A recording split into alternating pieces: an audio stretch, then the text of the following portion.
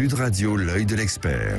L'œil de l'expert ce matin, c'est Jamila Benhabib. Bonjour Jamila Benhabib, merci d'être avec nous. Vous êtes politologue, militante et écrivaine. Je dois dire que j'ai découvert ce qu'était la question du voile grâce à vous, avec votre livre Ma vie à contre-courant, qui existe en livre de poche.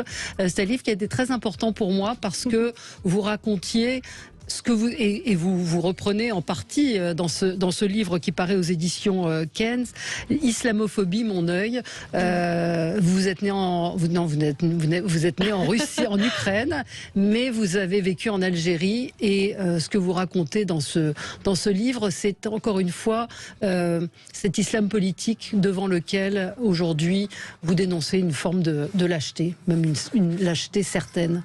Bonjour. Bonjour. Peut-être on va parler de votre livre, mais vous avez regardé le débat hier soir ? Oui, absolument, bien sûr. Qu'est-ce que la laïcité a été assez peu évoquée ? Qu'est-ce que vous en attendiez ? Est-ce que vous avez été satisfaite de ce qu'a dit Marine Le Pen ou de ce qu'a dit Emmanuel Macron sur le sujet du voile en particulier ? Écoutez, c'est un échange. Bon, c'était un échange hyper rapide sur un sujet quand même complexe et délicat, avec des positions de Marine Le Pen, je pense, absolument intenables. Ouais. Parce que vouloir interdire le voile islamique dans la rue, c'est en fait une proposition non seulement stupide, mais totalement irréaliste et qui va dans le sens précisément de l'islamisme, parce que l'islamisme surfe sur la victimisation. Donc il n'y a pas un cadeau plus beau à leur faire que cette loi, en fait, que cette proposition, liberticide. Ouais. Donc voilà, en tout cas, ce que j'ai pensé de cet échange. La laïcité, ce n'est pas réprimer les citoyennes et les citoyens.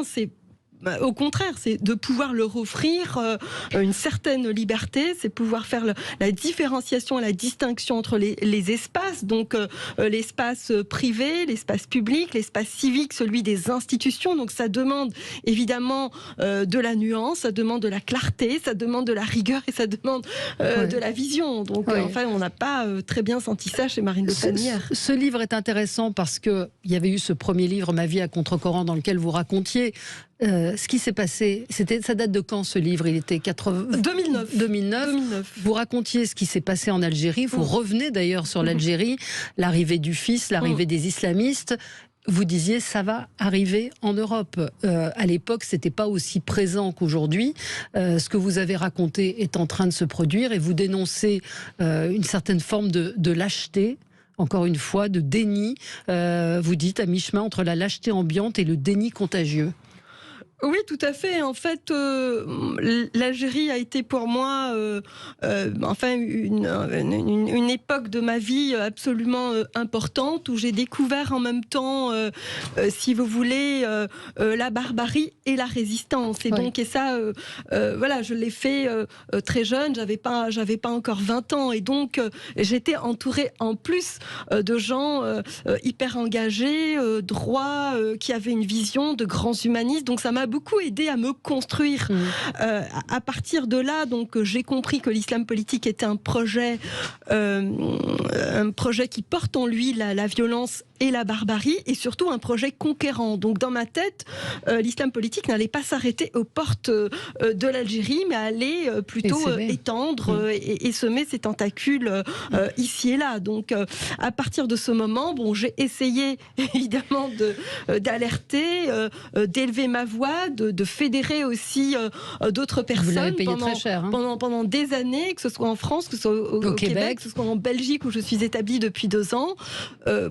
Mais ce que vous racontez sur le Québec est assez effrayant et assez éclairant sur la façon, parce que le Québec était un pays qui a été évidemment très catholique, qui a perdu l'emprise de la religion dans les années 70-80, mais cette arrivée de cet islam, vous êtes engagé en politique et on vous a demandé à ce que vous soyez renvoyé chez vous pour cause d'islamophobie. Oui, absolument. Ça a été d'une violence incroyable, ce que vous racontez. Oui, en fait, les islamistes ont pu bénéficier en fait d'un terrain qui leur est absolument favorable, disons grâce au Premier ministre aussi, Justin Trudeau, qui leur facilite le travail en amalgamant l'islam et l'islamisme, en ne faisant jamais la distinction entre ce qui relève de l'intégrisme religieux et ce qui relève de la religion musulmane. Donc cette guerre n'est pas contre les musulmans, mais plutôt contre l'islam politique. Donc il y a une distinction de nature à faire entre les deux, et force est de constater que aujourd'hui tous les signes et les symboles de l'intégrisme religieux sont repris par Justin Trudeau pour les banaliser, pour les normaliser dans la vie politique canadienne et québécoise. Sauf que cet islam politique, il entre par la société. C'est ce que raconte aussi la sociologue Florence Bergot, qui vit aussi en Belgique. Ils arrivent par la société. Donc ce voile, malgré tout, n'est pas qu'un simple bout de tissu. C'est aussi ce que vous dites. Oui, bien sûr. Alors la complexité, si vous voulez, de l'islamisme, c'est qu'il arrive de partout. Et il est il travaille autant vers le bas que vers le haut, que vers les institutions. Donc il cible les institutions à travers cette politique d'entrisme, mais aussi il cible la société en lui offrant des services, en étant présent sur le terrain, en essayant aussi d'imposer une certaine loi dans les quartiers. Donc je suis bien placée, mes parents vivent dans le 93, ils vivent à Saint-Denis, donc j'ai pu voir les changements, qui est consacré, j'ai pu voir les changements donc qui ont transformé donc cette ville, et la présence importante aussi des islamistes. En fait, c'est pour ça que Tariq Ramadan est installé à Saint-Denis. Donc il n'y a pas de, pour moi, il n'y a pas de hasard. Cette situation, elle a été voulue, elle a été encouragée, elle a été mise en place par une conjoncture particulière qui a fait que on a pratiquement donc abandonné donc ces territoires. Comment se fait-il que les musulmans, c'est toute une partie importante de votre livre, vous dites il est plus que temps de desserrer les taux autour des musulmans qui portent une parole humaniste, laïque, universaliste. Comment se fait-il qu'ils ne soient pas entendus, soutenus plus que cela ? Parce que vous êtes nombreuses, beaucoup de femmes, nombreux aussi, il y a des hommes, mais beaucoup de femmes, j'en connais un certain nombre, qui se sentent complètement isolées et peu entendues. Oui, alors pour moi, c'est vraiment une question de fond, c'est une préoccupation de tous les jours et de tous les instants, parce que je pense que ce n'est que comme ça qu'on pourra gagner cette bataille contre l'islam politique, en encourageant les laïcs musulmans à prendre la parole, à s'exprimer, à dire de quelle façon ils vivent et comment est-ce qu'ils résistent.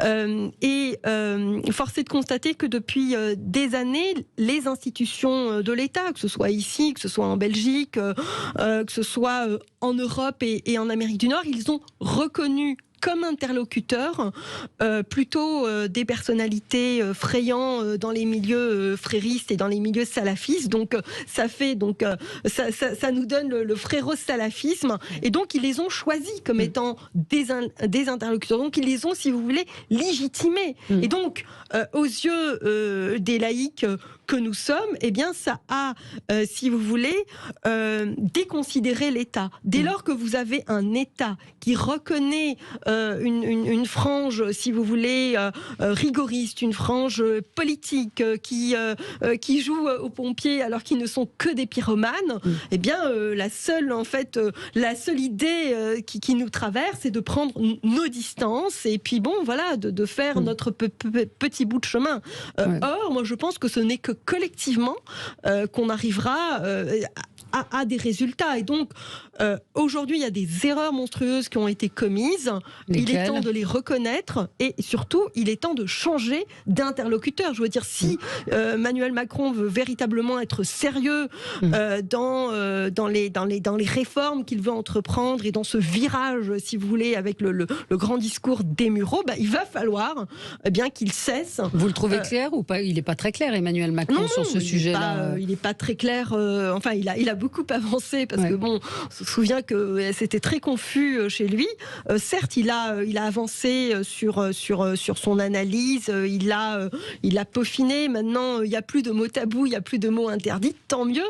On est content, mais ce n'est pas assez. Il va falloir qu'il travaille davantage et surtout, il va falloir qu'il affiche une certaine cohérence. Et fermeté, peut-être. Absolument, aussi. une certaine cohérence, une certaine fermeté, une certaine intransigeance. Vous dites que c'est une guerre qui est là pour durer. Vous êtes optimiste malgré tout? Optimiste, oui, je le suis, parce que... Vous êtes une femme de combat, je dois le dire. Ce livre est très, très personnel. Vous êtes une femme franche, directe. Vous dites les choses telles qu'elles sont. Mais vous êtes, oui, optimiste? Écoutez, je pense que Hugo disait ceux qui vivent, ce sont ceux qui luttent. Donc oui, moi je suis dans la lutte, je suis dans la vie. C'est un combat de marathonien, donc c'est pas les coureurs, c'est pas les sprinteurs qui vont remporter donc ce combat contre l'islamisme. Il se fait ici et ailleurs, et il se fait aussi avec les gens d'ailleurs qui résistent dans leur pays. Je pense en particulier aux Algériens, aux Tunisiens, aux Marocains, à l'Afghanistan. Regardez ce pays qui est devenu l'Afghanistan, regardez l'Iran. Ce sont là où se trouvent les vrais résistants. Donc voilà, en fait, ce combat, on ne peut pas le mener tout seul. C'est pas un combat franco-français. Sauf qu'aujourd'hui, c'est aussi, il y a une forme d'autocensure. Vous dites un des chapitres Résistons ensemble par la plume et la parole. On voit ce qui est arrivé au dessinateur de Charlie. On voit les menaces que reçoit Coco, l'une des dessinatrices de Charlie, pour avoir osé se moquer de Jean-Luc Mélenchon. Enfin, il faut être solide pour affronter tout cela. J'avais envie de conclure avec la conclusion de votre livre. Pour ma part, je continue d'être aujourd'hui le prolongement de ce que j'ai toujours été, une femme libre. Je refuse de mentir sur ce que j'ai vécu. Il faut lire ce que vous racontez sur l'Algérie. Il faut le lire. Je sais que l'avancée des voiles islamiques, c'est le recul de la démocratie et la négation des femmes. Je sais que l'islam politique n'est pas un simple mouvement fondamentaliste, mais un mouvement politique totalitaire qui a pour visée d'engloutir le monde après avoir avalé la démocratie. C'est la conclusion du livre, mais le livre est beaucoup plus que cela, encore une fois, très personnel. Vous évoquez aussi ce procès qui a eu de Linda Kebab, qui a été traitée d'arabe de service. C'est énormément de choses qui aident à voir. C'est un livre honnête, sincère et très éclairant pour ceux qui se posent la question si on peut être féministe en portant le voile, etc. Vous trouverez des réponses dans ce livre. Islamophobie, mon œil, c'est aux éditions Ken. Merci à vous d'être venu ce matin, Djemila Benhabib. Et puis votre livre, Ma vie à contre-courant, existe en poche et je le conseille à tout le monde. Merci à vous. Merci beaucoup, Valérie. Sud Radio. Sud Radio. Parlons vrai. Parlons vrai. Sud Radio. Parlons vrai.